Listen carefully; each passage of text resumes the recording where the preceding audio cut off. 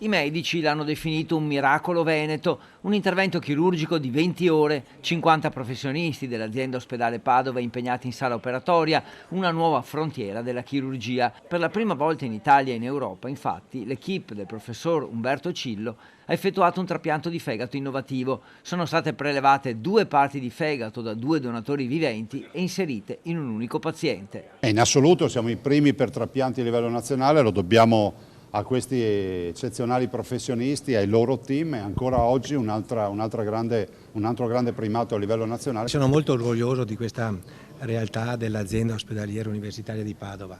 Pensate che fa il 10% dei trapianti di tutta Italia, quindi una realtà veramente molto importante, non solamente in area trapiantologica ma in tante altre aree di attività. A differenza delle donazioni tradizionali da vivente, quando a un singolo donatore si esporta il 65% del fegato, 2 giovani nipoti della donna hanno deciso invece di donare il 25% del proprio fegato, permettendo il doppio trapianto per ricostruire l'organo della zia. Con un minimo impegno per entrambi i donatori, questa è la forza dell'intervento. Certo sono 2 interventi anziché uno, ma l'impegno è davvero minimo. In 30 giorni i fegati sono già rigenerati ormai, sono già passati, e i donatori hanno ripreso una vita banale e come dire, completamente regolare dopo solo 3-4 giorni. La prossima frontiera è quella infatti di garantire sempre più sicurezza ai donatori.